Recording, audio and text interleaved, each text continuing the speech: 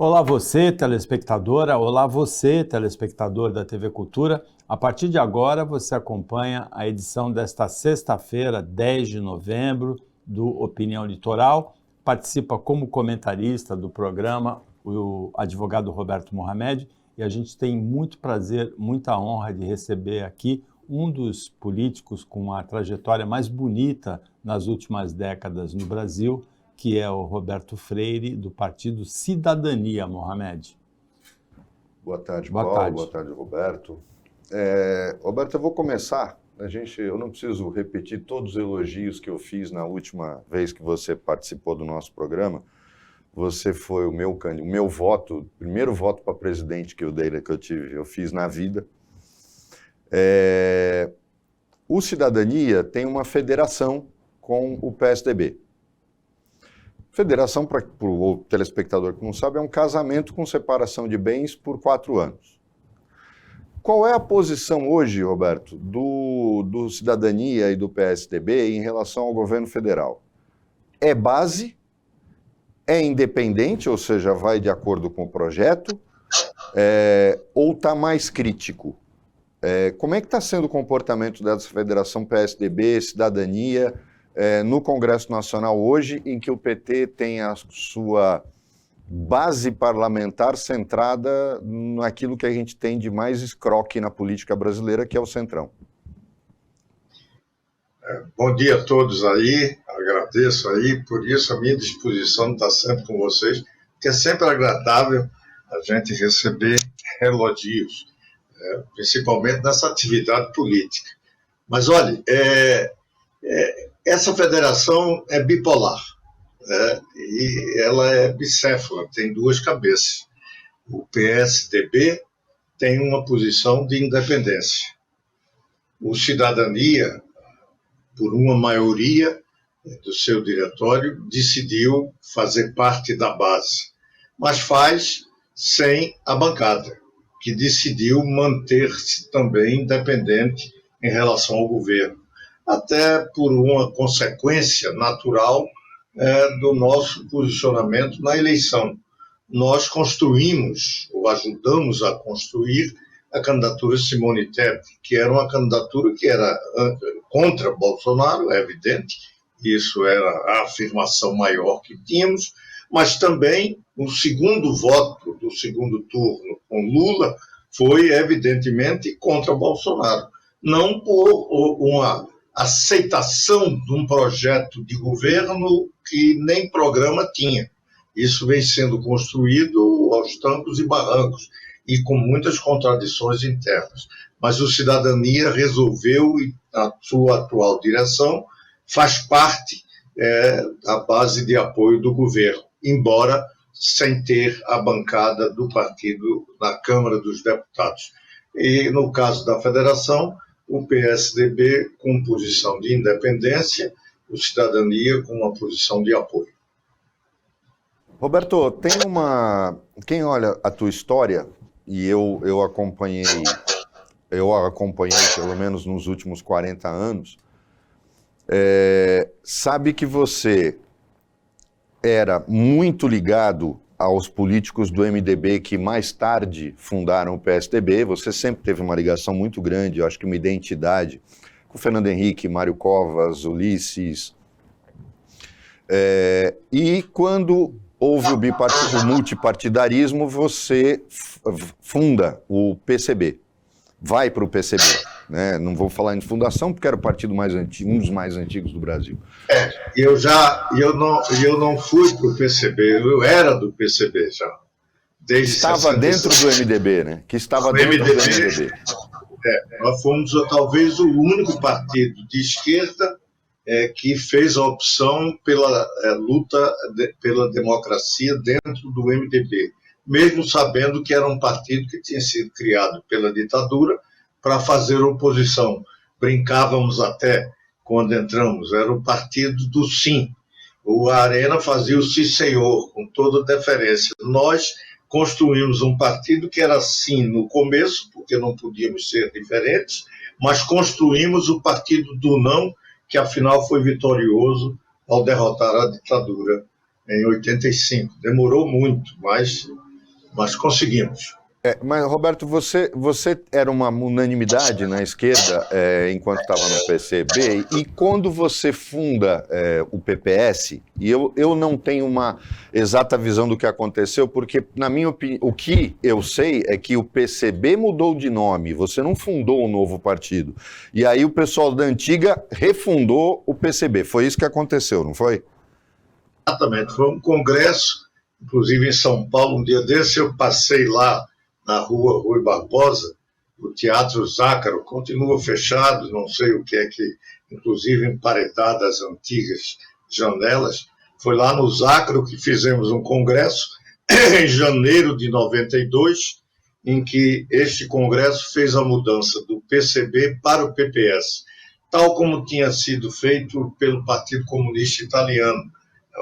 Um ano antes, um pouco, no 91, ele fez a mudança, e eu, inclusive, defendia que adotássemos o mesmo nome que o partido italiano havia assumido, que era o Partido Democrático de Esquerda. Eu propus isso, mas fui derrotado, e fizemos um grande acordo e saiu o Partido Popular Socialista.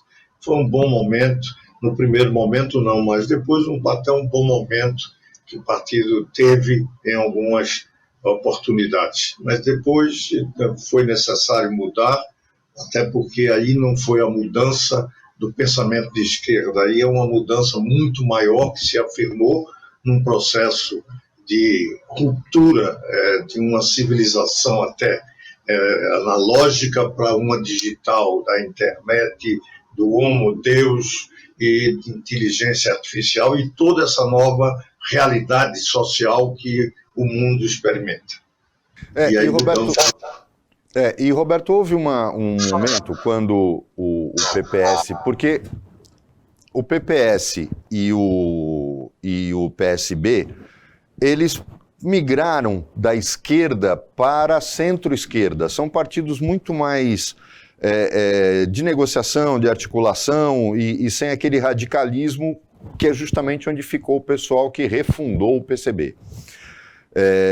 E alguns radicais que não aceitaram a mudança, já com cidadania, e a gente viu isso aqui em Santos, um grupo do Cidadania, do antigo PPS, que migrou para o PCdoB, para o PT, porque ainda acreditavam no Muro de Berlim, ainda acreditavam em determinadas coisas que se tornaram anacrônicas. E o que me espanta é ver que gente muito mais nova que você continua preso no século passado e não consegue olhar o futuro. E falando de futuro, as federações foram consideradas, quando aprovadas na legislação eleitoral, como o primeiro passo para uma fusão partidária, para a gente tentar diminuir essa loucura que a gente tem hoje com mais de 30 partidos que, se a gente pensa num futuro de parlamentarismo, ele não pode existir com 30 e poucos partidos. Ele é inviável com esse número de partidos. Você vê algum movimento político no sentido de que essa legislação da federação venha realmente a atingir esse objetivo, como aconteceu com a União Brasil, de fazer fusão efetiva entre partidos? E também não adianta fazer fusão se a legislação continuar permitindo o nascimento de novos partidos, porque aí cada insatisfeito vai lá e funda um partido novo. Você acredita nessa natural fusão de partidos e diminuição do quadro? Ou se não mudar a questão do fundo partidário, distribuído para todos os partidos, isso não vai acontecer nunca? Olha, vai acontecer, viu? E não pela possibilidade da federação.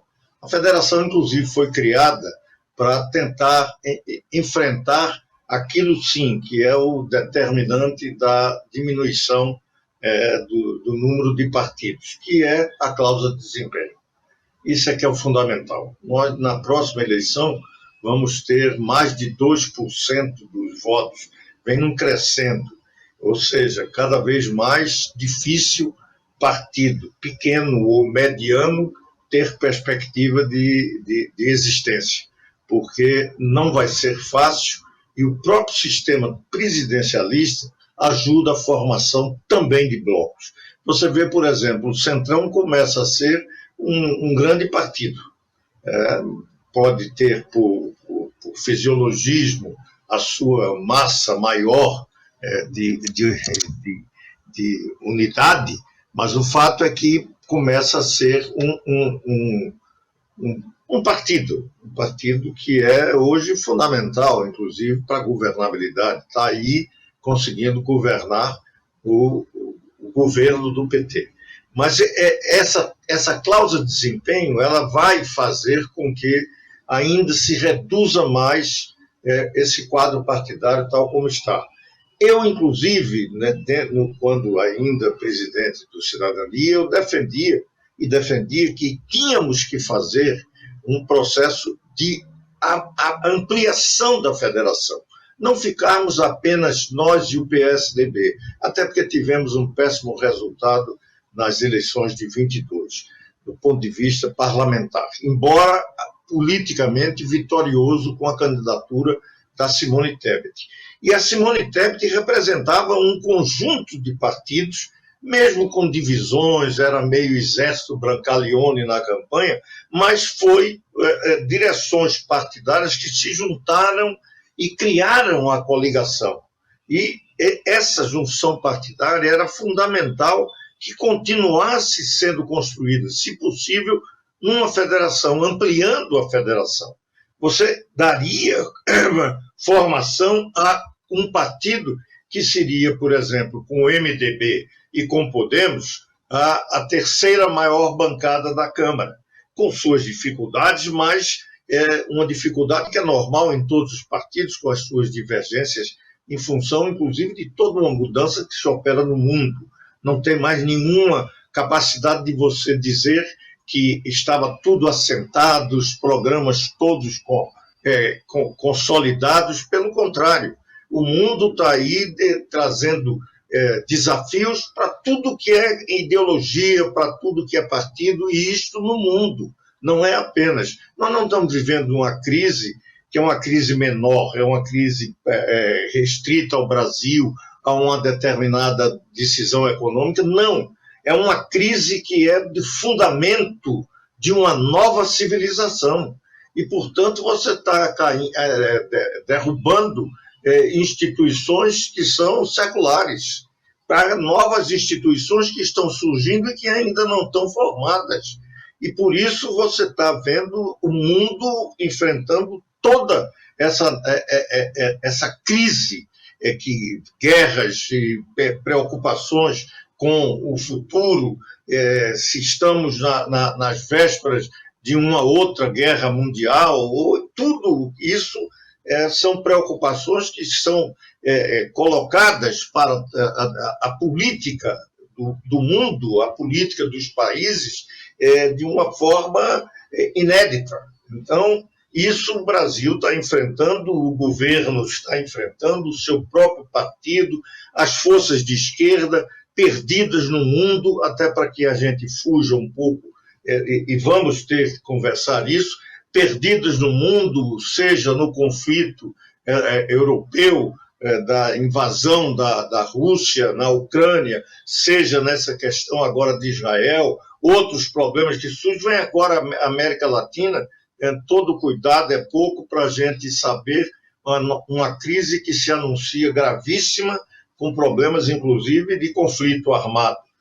Venezuela e Esequibo, da Guiana, uma região contestada e hoje muito contestada, até porque sem descoberto lençóis petrolíferos imensos nessa região da Guiana, que a Venezuela diz ser parte do seu território. Toda uma discussão, depois de tantos anos de tranquilidade, nós estamos enfrentando isso agora também no nosso continente. Ou seja, há um processo, e isso vai se refletir, voltando à sua pergunta, fiz uma digressão muito grande, mas voltando à sua pergunta de dizer, nós vamos ter novas formações políticas, reduzidas e com características bem distintas daquilo que a gente tinha como uma visão, uma concepção de sermos uma estrutura partidária como se vivêssemos na Europa do século XX, com partidos ideologicamente bem definidos. Isso não existe mais nem na Europa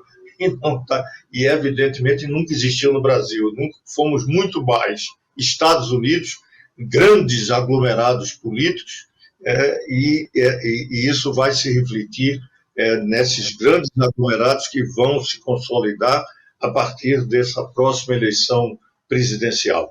As federações é um desses instrumentos, mas a própria cláusula de desempenho exerce um poder muito maior na redução dos partidos. Esse centrão vai ter que caminhar para ser um partido efetivo e não apenas uma junção por interesses muito fisiológicos, como nós estamos vendo agora. Mas que são fisiológicos, mas muito efetivos. Estão tendo um poder a ponto de conduzir, em alguns aspectos, a própria política do governo Lula. O Opinião Litoral volta depois do intervalo, que é bem rapidinho. Pode ficar aí com a gente.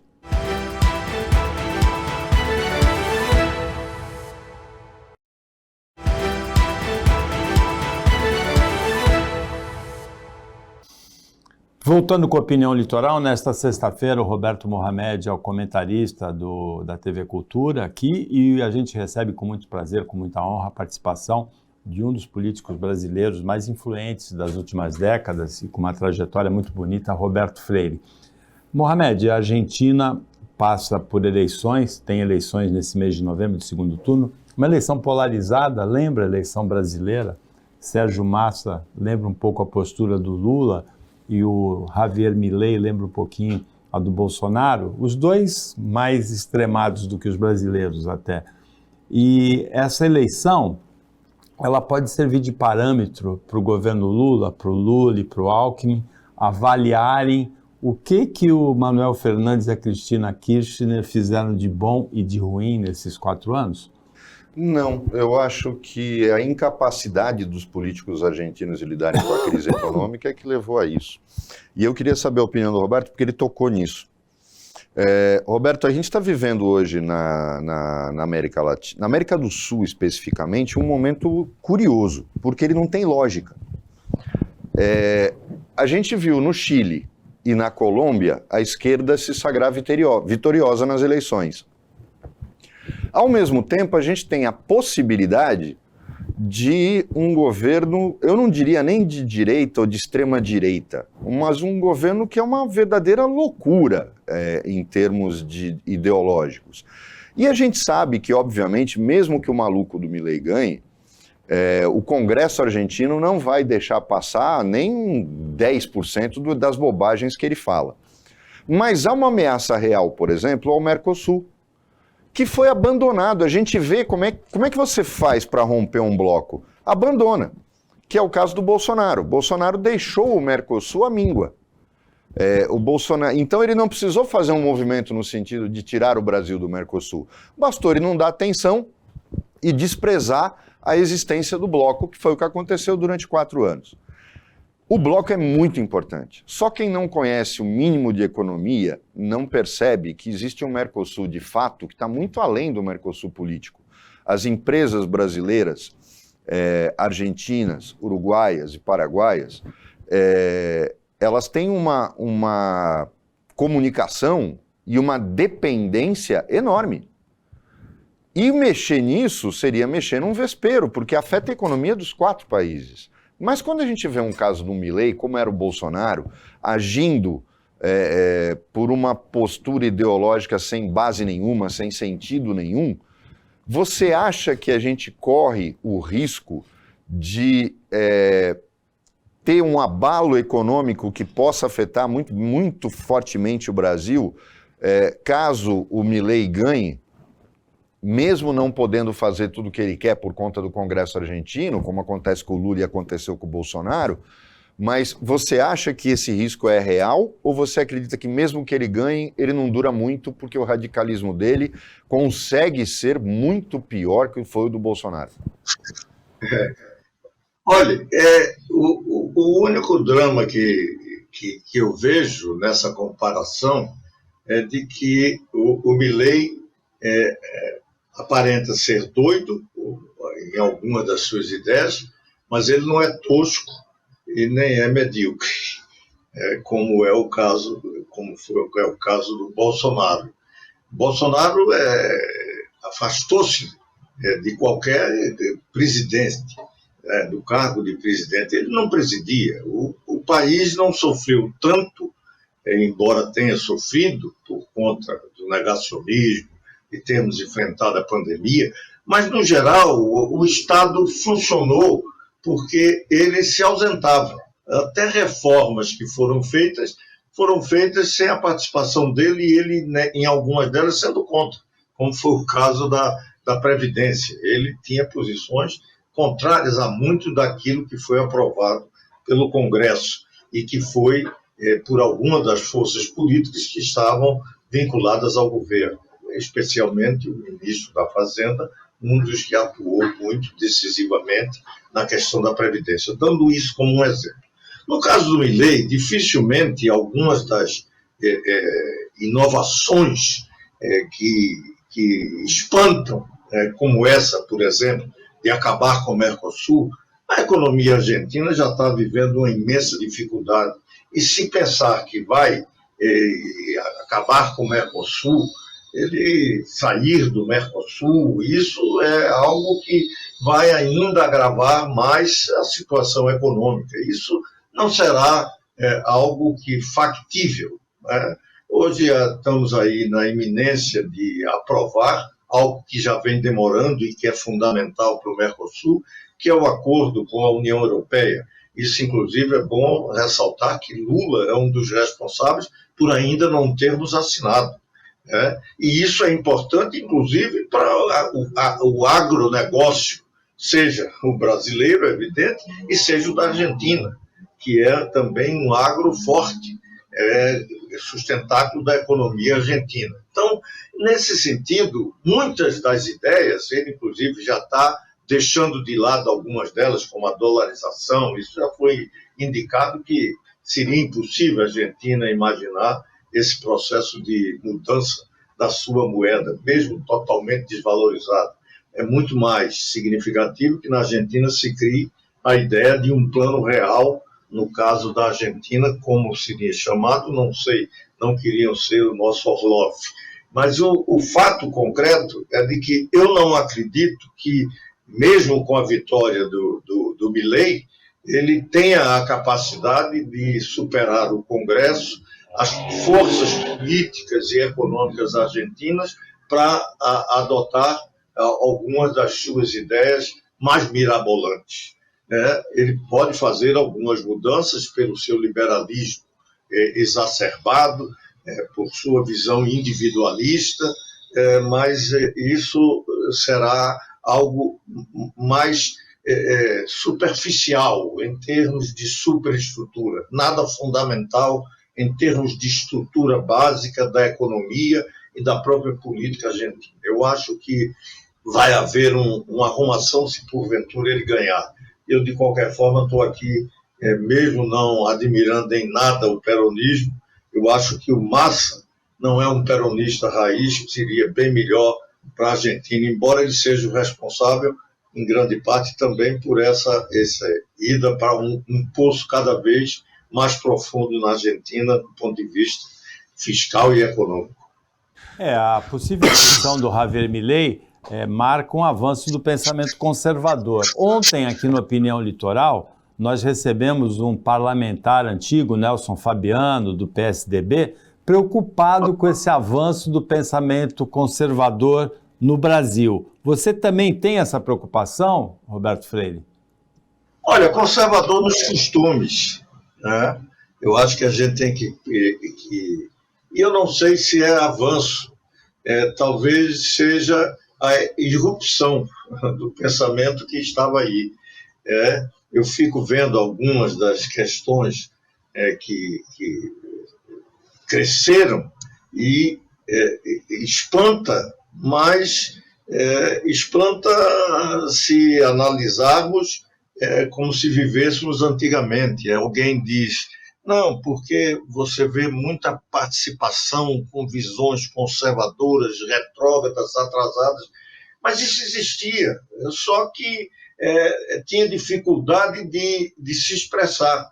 E hoje o mundo da internet, das redes, onde todo mundo participa, todo mundo dá a sua opinião, não importa saber se sua opinião tem alguma base de conhecimento científica, mas ele fala sobre a ciência como se entendesse e tem hoje espaço para falar. As redes lhe dão essa condição.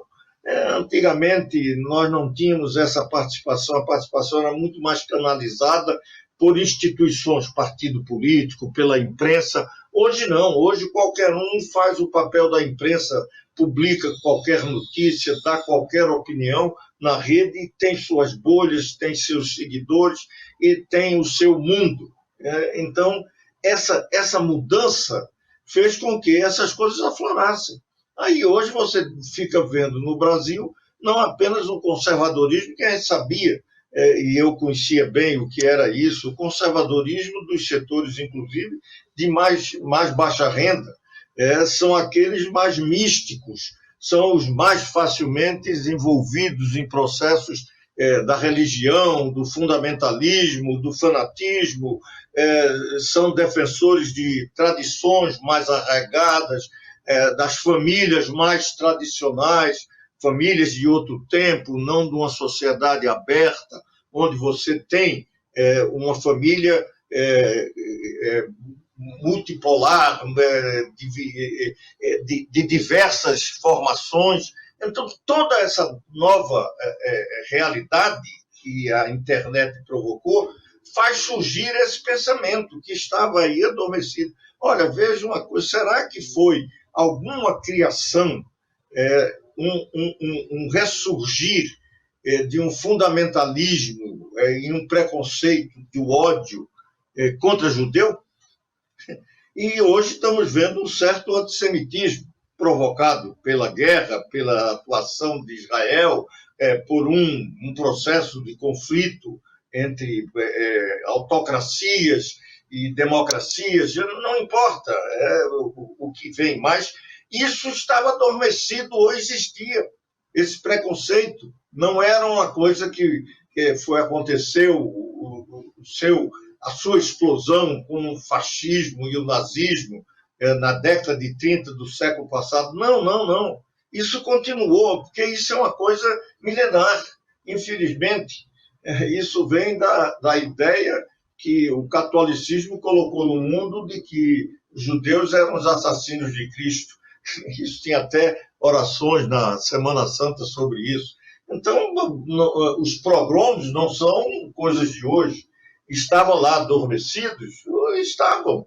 E agora ressurgiu por acordar que a rede ofereceu a tudo e qualquer pessoa dizer da sua opinião, expressar o que pensa, os seus preconceitos, as suas emoções, não importa. Isso está trazendo esse atraso.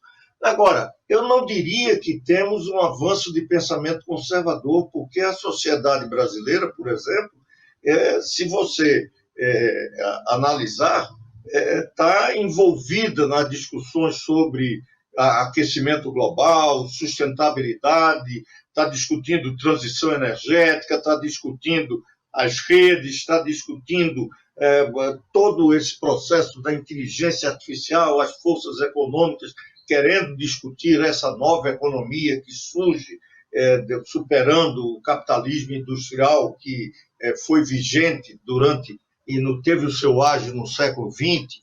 Não, isso é um fato. E você tem essas... E aí surge, por exemplo, uma questão que vai ser muito forte, porque isso está gerando um conflito muito forte, inclusive na Europa, do contra dos refugiados. E esse processo de discussão do fundamentalismo religioso, da irmandade muçulmana, do islamismo, do catolicismo, dos evangélicos neopentecostais, todo esse debate também religioso, isso está em processos de conflito no mundo. Então, nesse sentido, eu não diria que é conservador o avanço. é um grande conflito entre um pensamento conservador e um pensamento que está querendo chegar ao século XXI, ao século do Homo Deus. Talvez o Roberto Freire aponte o ponto certo, né? Aponte o X dessa questão, como o pensador italiano, escritor italiano Umberto Eco, uma frase muito citada dele, é que a internet deu voz a uma legião de imbecis que antes só falavam essas bobagens no bar, depois de um copo de vinho, depois de um copo de cerveja. Hoje tem espaço nas redes sociais. O Opinião Litoral para o intervalo, é bem rapidinho, fica com a gente.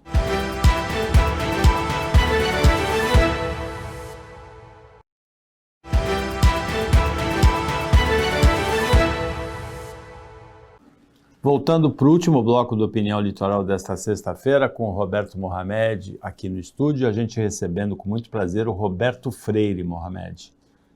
Roberto, eu vou juntar dois assuntos num só, porque eles dizem respeito um pouco a esse avanço do Centrão, e no caso do Centrão estar no governo de São Paulo, porque foi com o Tarcísio para o governo.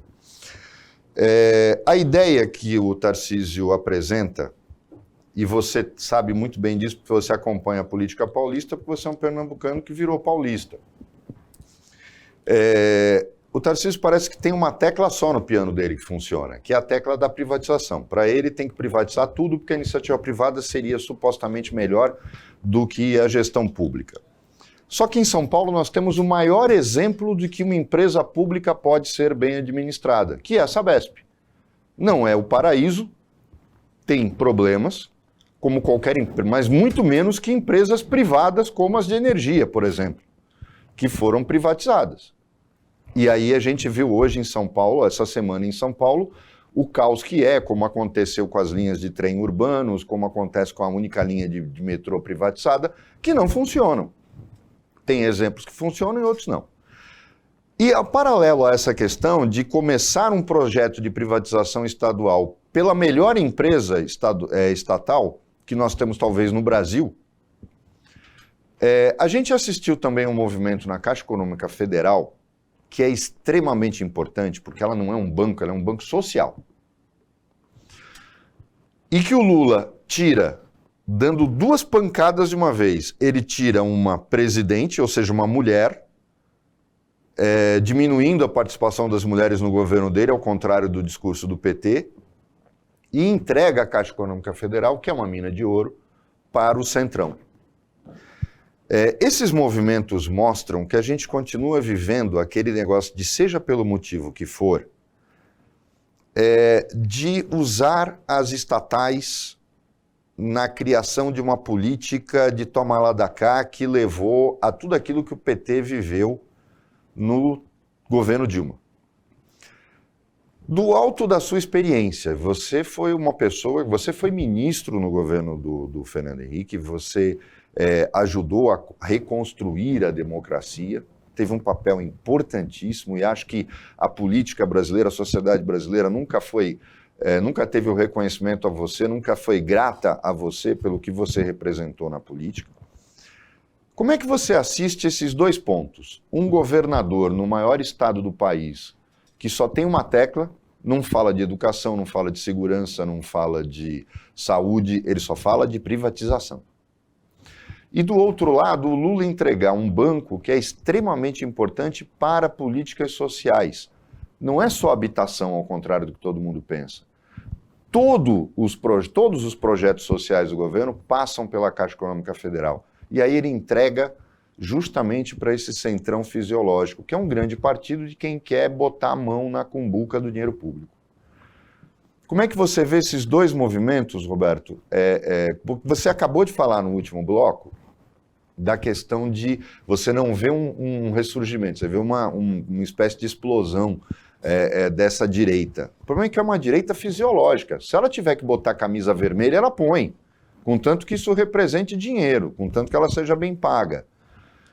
Como é que você está vendo esses dois movimentos? Um Estado que só pensa em diminuir de tamanho vendendo tudo que tem, achando que isso é solução para alguma coisa, e do outro lado o governo Lula aceitando arrear as calças para um centrão que vai mandar cada vez mais nesse governo. Olha, eu vou me lembrar aqui de um fato ocorrido quando começaram as primeiras grandes privatizações no país. E dá um pouco a ideia de como é que temos que tratar isso. Não é um problema ideológico. O governo Itamar Franco, a gente fica pensando que quem começou grandes privatizações foi o governo Fernando Henrique Cardoso. Não foi. As duas maiores privatizações foram feitas no governo Itamar, que eu era líder e ministro do governo era Alberto Goldman, ambos militantes do Partido Comunista Brasileiro. E foi discutido no governo Itamar a privatização de Volta Redonda e da Cosipa, aí na Baixada Santista, a refinaria das mais importantes do país. Então, duas grandes empresas estatais que foram privatizadas naquele governo. E qual é o argumento? Não era um argumento de que era para retirar o Estado, porque utilizavam a política, criava problemas. Não. Uma discussão muito concreta. O Estado começa a ter dificuldade de ter recursos para investir naquilo que é essencial, que é fundamental, que é estratégico. Use o termo que se desejar. Aí você vai para a educação, para a saúde, para a segurança pública. Em alguns momentos foi fundamental comunicação, foi fundamental produção do aço para o processo de industrialização. Então, o papel do Estado ali foi fundamental. Mas agora, é possível você imaginar que Volta Redonda pudesse ser tocada, inclusive modernizada, porque começava a faltar capital para a modernização, acompanhar as transformações pelo capital privado. Então, se isto era possível fazer, que se fizesse. E esse foi um grande argumento que o presidente do BNDES no governo Itamar conseguiu. E eu me lembro que Itamar, porque tanto eu quanto o Goldman fomos favoráveis a essas privatizações, ele dizia isso, mas não se faz comunista como antigamente. E eu disse a ele, estamos começando a entender que, e naquela oportunidade já se tinha, começando a entender que o que nós propunhamos como o avanço nos fatores de produção, no crescimento da economia, no futuro, que era a economia estatizada, foi derrotada pela história. O fim da União Soviética demonstrou aquilo. Aquele modelo de organização social que nós colocávamos havia sido derrotado, e por uma circunstância muito especial, porque havia mudado o modo de produção, em que o mais importante não era o capital fixo, aquele capital que fundava o capitalismo, mas sim a ideia, o conhecimento, a tecnologia, a inovação, este novo mundo que começava a surgir ali. E o Estado era incapaz de ter recursos para fazer esses investimentos nas suas empresas. Então, o processo, basta ver na telecomunicações, nós estamos aqui experimentando algo que veio de todo um processo revolucionário nas comunicações. Pois bem, mas ali começou, por exemplo, do Brasil, eu me lembro, eu fiz declaração de imposto de renda declarando uma linha telefônica. Não era linha telefônica, era as ações das empresas telefônicas que eram estatais. Pois bem, foi necessário a privatização para que você tivesse no Brasil esse desenvolvimento que está tendo, acompanhando o desenvolvimento que está acontecendo no mundo. E o Estado estava sendo incapaz de fazer os investimentos necessários para toda essa transformação. Então, a análise que tem que ser feita é se, para expressar a necessidade, que é um crime que se cometeu no país, nós temos mais de 100 milhões de brasileiros que estão sem saneamento básico. Isso é um absurdo completo. Mas como resolver isso? O Estado só, com tantas necessidades, com a dificuldade que tem de ter recursos, que não pode estar aumentando impostos como bem entender, pode entregar isso a recursos privados para que façam os investimentos, tem que analisar isso, não é se é boa ou ruim, é saber se você vai ter condições de mantê-la boa. Então, a análise que tem que se fazer na área de saneamento, de abastecimento d'água, você pode até dizer, a Sabesp merece todo esse elogio. O São Paulo é um dos poucos estados do país que tem uma cobertura de saneamento que possa dizer que há um mínimo de dignidade para o cidadão paulista e cidadão brasileiro, que não existe na maioria dos outros estados. Ao contrário, é a indignidade completa, é o crime que foi cometido pelas empresas que aí existem e que não fizeram aquele seu dever básico, que era atender a algo que é da saúde, da dignidade da pessoa humana. O Brasil é isso. São pessoas pisando, não vou usar o termo, mas pisando em excrementos. Por quê? Porque não tem um sistema de saneamento. Então, o novo saneamento, o novo marco do saneamento no país, que foi votado recentemente, foi um grande avanço. Por quê? Porque não proíbe que tenha empresa estatal. Se a empresa estatal tiver bem, tiver recursos, tiver estrutura, a Sabesp talvez seja isso, é uma análise que tem que ser feita caso a caso, não é uma questão de princípio, não pode ser um problema ideológico, é um problema de análise de que os estados brasileiros foram incapazes de atender, e eu não sei se temos recursos, estamos discutindo uma reforma tributária, e isso é algo tremendamente necessário, espero que seja aprovada, inclusive retirando vários dos absurdos que foram cometidos para garantir privilégios e tudo mais, mas isso é uma discussão que o Congresso está fazendo. Então, nesse sentido, dizer a você, a Sabesp pode ser algo a ser analisado, talvez não seja necessário, tenha capacidade de continuar com o trabalho bem sucedido que teve em São Paulo. Vai ter condições de fazer, permanece. Aonde não tiver, não tem por que se discutir, se abre a licitação e se busca recursos, porque o fundamental não é ter uma empresa estatal ou privada. O necessário é ter o serviço prestado e o atendimento da sociedade brasileira.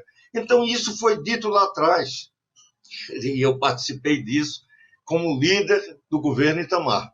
Portanto, eu não tenho nenhum preconceito em discutir isso, particularmente num mundo que, por exemplo, a empresa privada, os recursos públicos têm que conviver para atender às necessidades econômicas e sociais e políticas sociais dos governos. Isso é que tem que ser a nossa grande diretriz. Não é discutir ideologia como, infelizmente, se discute. É muito interessante, Mohamed, essa história que o Roberto Freire contou. Um comunista líder no Congresso, outro no Ministério, os dois lutando pela privatização, e o presidente, o ex-presidente Itamar Franco, dizendo já não se faz comunistas mais como antigamente, né? Roberto, infelizmente o tempo aqui do programa estourou, mas é impossível a gente não aproveitar e dizer que são pessoas como você, Jefferson Pérez, que eu também tive a honra de entrevistar, Pedro Simon, fazem a gente acreditar que aquela frase de todo político, nenhum político presta, a política tem muita gente boa, que infelizmente não consegue ter do eleitorado a mesma fidelidade que os escroques que habitam a nossa política. Você é um deles, você é um exemplo, e que você construiu por toda a sua carreira um político que se torna ídolo das pessoas que querem um país melhor, e você é realmente um exemplo a ser seguido. Chegamos ao final do Opinião. Obrigado, olha, vocês, momento inclusive que eu estou vivendo, isso vocês dizendo para mim é algo profundamente gratificante. Esse termo, usando isso, mas é verdadeiro. Eu fico até emocionado. Muito obrigado a todos vocês. Nós é que agradecemos a participação, a honra de ter recebido aqui o Roberto Freire nessa sexta-feira, a participação do Roberto Mohamed, o trabalho da equipe técnica de jornalismo do Sistema Costa Norte. E agradecemos também a você, telespectador, a você, telespectador, que acompanhou a gente mais essa semana e mais essa edição. Até segunda-feira, nesse mesmo horário depois do Jornal Litoral, e um ótimo final de semana, que dizem que vai ser bem calorento, mas ótimo final de semana para você, que você merece.